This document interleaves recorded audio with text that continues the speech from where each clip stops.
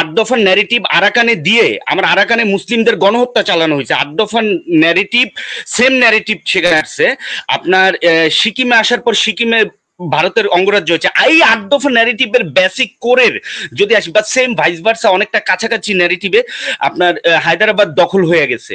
তো ম্যাডাম এগুলো কিন্তু অ্যালার্মিং, এগুলোকে হালকাভাবে নেওয়ার কিছু নাই। এনারা যে বলতেছে যে অর্পিত সম্পত্তি তাদের দিতে হবে, তাহলে 1947-এ যে বিহারিরা তাদের বাড়িঘর সব ছেড়ে ভূমিতে আসছে, সেই বিহারিদের জমি কোথায়? এর চেয়ে বড় বৈষম্যের উপহাস কোথায়? ম্যাডাম আমার আমার 3 মিনিট সময় দেবেন আমাকে। আমি এই সনাতনী ভাইদের প্রতি সর্বোচ্চ শ্রদ্ধা রেখেই বলছি যে আপনাদের 8 দফা দাবি সম্পূর্ণ অযৌক্তিক, অবান্তর এবং আমাদের মানচিত্রকে ডেনাই করে। আমি একটা প্রশ্ন করব প্রদীপ চন্দ্র বাবুর কাছে, আপনি কি 1947-কে ডেনাই করেন না অ্যাকসেপ্ট করেন? নাম্বার 1, আপনি কি বঙ্গভূমিকে ডেনাই করেন নাকি অ্যাকসেপ্ট করেন? আপনি কি অখণ্ড ভারতকে ডেনাই করেন নাকি অ্যাকসেপ্ট করেন? আপনি একটা কথা বললেন, এই বিষয়টা প্রথমে বলবো যে শান্তি চুক্তি। ভাই কিসের শান্তি চুক্তি? শান্তি চুক্তি আবার কি? কেন শান্তি চুক্তি করতে হবে আমার? এটার উত্তরটা আমি আসবো। শান্তি চুক্তি সবচেয়ে বড় বৈষম্য, এটা দাদাগিরি, জমিদারি, ব্রাহ্মণ্যবাদ। এই শান্তি চুক্তিবাদকে আমরা 47-এ পরাজিত করছি। ফার্স্টিং ফার্স্ট, আমি গোপীনাথ ব্রহ্মচারী, আমি মাঝে মাঝে কীর্তন শুনি, তার কথা আমার ভাল লাগে। আমি তার কথা শুনলাম বিগত 6 মাস বা 1 বছর ধরে শুনতেছি, কিন্তু রিসেন্টলি তার একটা বক্তব্য শুনলাম, সেই জায়গায় সে বলতেছে ন্যারেটিভটা সামারাইজেশন এরকম যে সবকিছুই হিন্দু সম্পত্তি।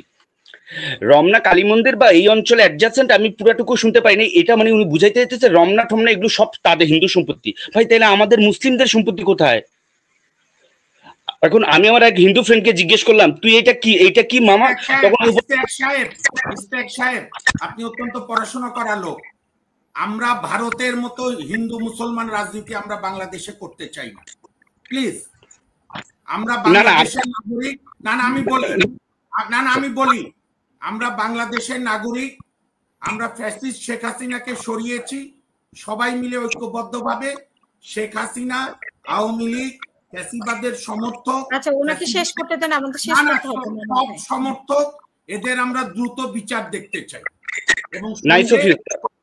এবং সঙ্গে আমার ভাই আলিফকে যে হত্যা হয়েছে, যারাই হত্যা করেছে সুষ্ঠু তদন্তে তাদের বিচার করতে হবে। ইসকন জড়িত থাকলে ইসকনেরও বিচার করতে হবে। কিন্তু আমরা ওই ব্রিটিশদের দেওয়া হিন্দু মুসলমান দুই ভাগের ভাগাভাগি রাজনীতি বাংলাদেশ চায় না। আজকে ফখরুল ইসলাম আলমগীর যথার্থ বলেছেন। Right, appreciated. কিন্তু স্যার প্রশ্নটা হচ্ছে যখন ম্যাটার অফ এক্সিস্টেন্স আসে, দেখেন এই ন্যারেটিভ গুলো, জি ম্যাডাম, এই 8 দফা ন্যারেটিভ আরাকানে দিয়ে আমার আরাকানে মুসলিমদের গণহত্যা চালানো হয়েছে। 8 দফা ন্যারেটিভ সেম ন্যারেটিভ সেখানে আসছে। আপনার সিকিমে আসার পর সিকিমে ভারতের অঙ্গরাজ্য হচ্ছে। এই 8 দফা ন্যারেটিভের বেসিক কোরের যদি আসি বা সেম ভাইস ভার্সা অনেকটা কাছাকাছি ন্যারেটিভে আপনার হায়দ্রাবাদ দখল হয়ে গেছে। তো ম্যাডাম এগুলো কিন্তু অ্যালার্মিং, এগুলোকে হালকাভাবে নেওয়ার কিছু নাই। এনারা যে বলতেছে যে অর্পিত সম্পত্তি তাদের দিতে হবে, তাহলে 1947-এ যে বিহারিরা তাদের বাড়িঘর সব ছেড়ে ভূমিতে আসছে, সেই বিহারিদের জমি কোথায়? এর চেয়ে বড় বৈষম্যের উপহাস কোথায়? 1968-এ এনিমি প্রপার্টি অ্যাক্ট হয়েছে, এটা কি was it enacted only in Bangladesh? It was enacted both in Pakistan and India. আপনি দেখেন 1968-এ এনিমি প্রপার্টি অ্যাক্ট, আমাদের মুসলিমদের হাজার হাজার কোটি টাকার প্রপার্টি ভারত সরকার সেটাকে করে দিতেছে, বিক্রি করে দিতেছে। সেই সম্পত্তি আপনারা নিতেছেন, আর এই দেশে আপনারা যে সম্পত্তি রাখিয়ে গেলেন সেই সম্পত্তি আপনাদের দিয়ে দিতে হবে। আবার এই যে আমাদের দেশে ভূমি সন্ত্রাস আইন 2023 করছে, এটা মারাত্মক স্যাবোটাজ। এই আইনের মাধ্যমে প্রশাসন হিন্দুত্ববাদ প্রতিষ্ঠার মাধ্যমে, ইয়েস, এই জায়গায় ডিসি এবং নির্বাহী ম্যাজিস্ট্রেটের মাধ্যমে কোনো মামলাও লাগে না, জমি দখল করে নিয়ে যাবে। ভয়াবহ অবস্থা, আমরা গৃহহীন হইতে যাইতেছি। 8 দফা এটা সুইসাইডাল।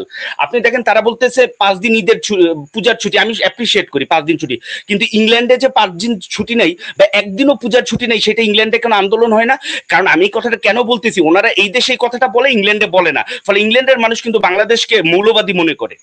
এটা কিন্তু ডিসক্রিমিনেশন, ইন্টেলেকচুয়াল ডিসক্রিমিনেশন। তারা আমেরিকাতে আছে, আমেরিকায় কিন্তু তারা বলে না যে 5 দিন ছুটি। আপনি যান মিজোরামে কয়দিন ছুটি, এখানে মিশনারি ডে ছুটি আছে। আপনি ইয়াতে নাগাল্যান্ডে যান, মিশনারি ডে ছুটি আছে, দুর্গাপূজার ছুটি আছে।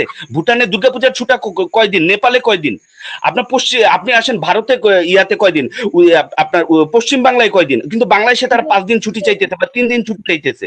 তো এই প্রত্যেকটা বিষয় অযৌক্তিক পায়ে পাড়া দিয়ে ঝগড়া, এইটা নিয়ে আলোচনা করা। আপনি কি বলতেছেন নেপালের কথা বললেন, ভারতের কথা বললেন, আমি নেপাল থেকে আসছি 14 দিন 15 দিন থেকে আপনার আসছি, ওরা হলো আপনার 15 দিন মানে টানা 15 দিন ছুটি কাটায়, শুধু উল্টা পাল্টা তথ্য দিয়ে শুধু মিসগাইডেড করেন। হ্যাঁ, বিষয়টা ওটা না। আপনি বলছেন শান্তি চুক্তি, শান্তি চুক্তি কে করছে?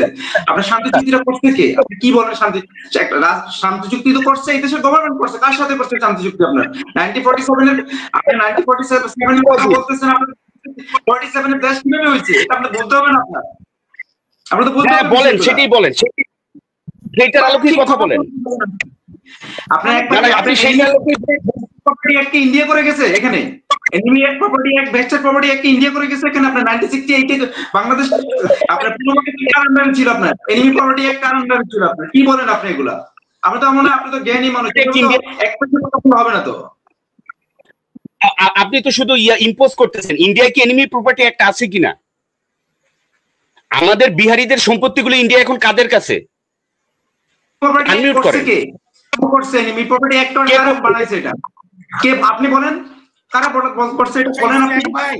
71-এ যে বিহারীরা আমাদের জনগণকে হত্যা করলো, তার বিচার আমরা করলাম না কেন?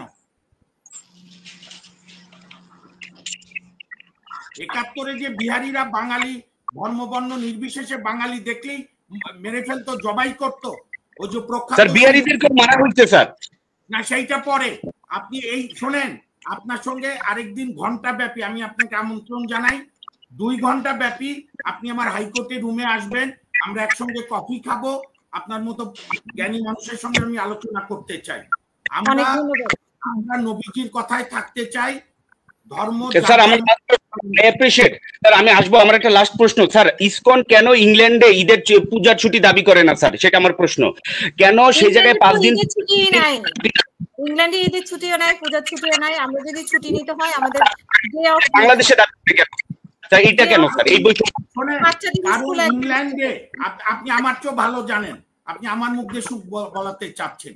রেনেসার পরে ইউরোপের সভ্যতা গড়ে উঠেছে, ধর্ম থাকবে চার্চের মধ্যে, রাষ্ট্র কোনো ধর্মকে পৃষ্ঠপোষকতা করবে না। ইংল্যান্ডের রাষ্ট্র অ্যাংলিকান খ্রিস্টান স্যার। অনেক অনেক ধন্যবাদ।